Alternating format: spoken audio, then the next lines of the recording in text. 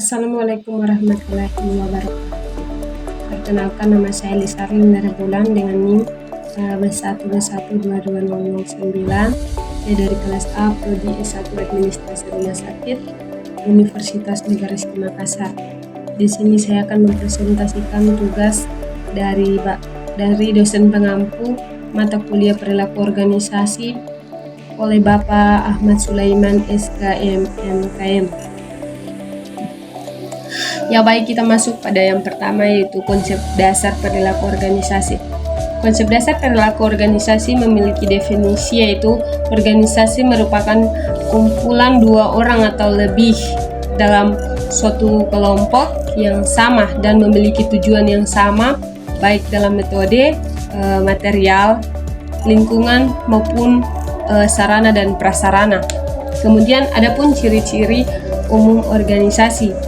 Yang pertama, mempunyai tujuan yang sama, dan yang kedua, mempunyai ketertarikan format dan tata tertib yang harus ditaati. Kemudian adanya kerjasama. Baik, adapun unsur-unsur organisasi di sini, unsur-unsur organisasi meliputi orang atau anggota, kemudian kerjasama yang baik, kemudian tujuan yang sama, dan yang terakhir komunikasi. Adapun 4 kepribadian dalam konsep dasar perilaku organisasi, yaitu kepribadian melankolis, kepribadian sanguinis, kepribadian flegmatis, dan yang terakhir kepribadian koleris. Kita masuk pada materi yang kedua, adalah individu dan kelompok, di mana ada pun 3 komponen dasar perilaku individu. Yang pertama itu adalah konsepsi ID, atau di mana berhubungan dengan kata hati atau hasrat dan keinginan seseorang untuk mengejar keinginan dan kepuasan diri sendiri. Kemudian yang kedua, ada pun konsepsi ego logika, yang mana di sini lebih berfungsi dalam melayani atau sekaligus penengah dari ketiga komponen ini. Kemudian konsepsi yang ketiga, konsepsi super ego atau kekuatan moral, di sini lebih ke nilai-nilai norma atau etika dalam diri seseorang. Kemudian kita masuk pada prinsip-prinsip dasar individu. Prinsip-prinsip dasar individu ini mencakup 5 bagian. Yang pertama adalah manusia dengan kemampuan yang berbeda-beda. Kemudian yang kedua, manusia mempunyai kebutuhan juga yang berbeda-beda. Yang ketiga, manusia juga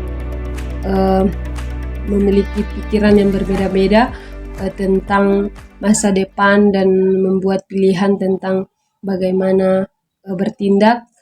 Kemudian adapun yang keempat, seseorang memahami lingkungan dan hidupnya ke depan yang berbeda-beda atau kebutuhan-kebutuhannya. Kemudian yang kelima, seseorang juga memiliki reaksi-reaksi yang berbeda-beda, baik senang maupun sedih. Kemudian ada pun 2 macam teori. Teori yang pertama, teori kepribadian, dan teori yang kedua, teori pembentukan kelompok. Teori kepribadian ini mencakup 5 bagian, yaitu terbuka dengan hal-hal baru, kemudian lebih berhati-hati, kemudian introvert, dan kemudian ada pun mudah akur, dan yang terakhir neurotisme. Kemudian teori pembentukan kelompok ini mencakup 3 bagian, yaitu teori kedekatan, teori keseimbangan, dan teori praktis. Ya, kita masuk pada materi yang ketiga, yaitu nilai dan sikap, di mana nilai menggambarkan hal-hal apa yang harus kita lakukan dan hal-hal apa yang harusnya kita tidak melakukannya. Adapun kontribusi dan individu bagi organisasi, di mana mencakup 5 bagian, yaitu 6 bagian. Yang pertama usaha, yang kedua kemampuan, yang ketiga keahlian, yang keempat loyalitas, dan yang kelima waktu, kemudian yang terakhir kompetensi seseorang.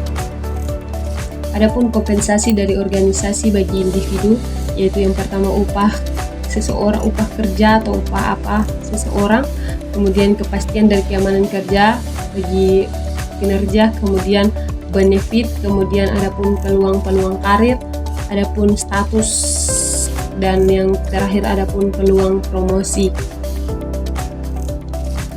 Kemudian kita masuk pada materi yang keempat, yaitu motivasi.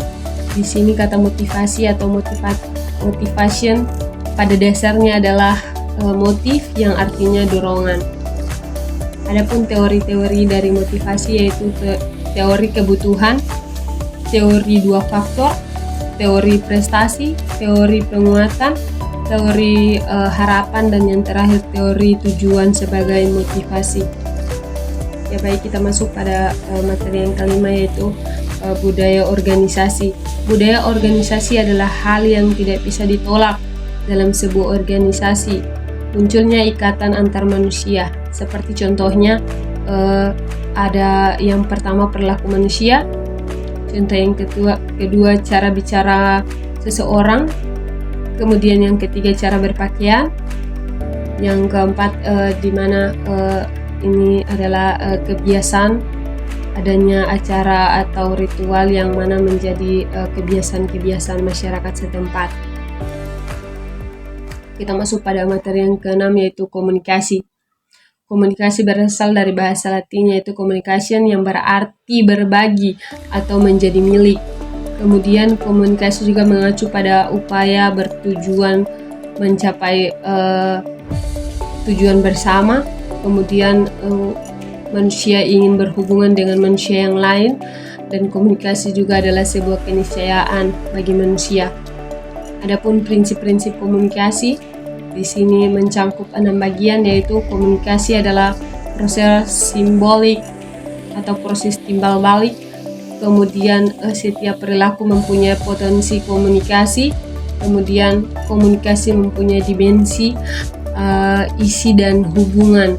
Kemudian komunikasi juga terjadi dalam konteks ruang dan waktu. Komunikasi juga melibatkan prediksi peserta komunikasi. Dan keenam, komunikasi bukan sebuah penasihat atau obat manjur untuk menyelesaikan sebuah masalah yang terjadi.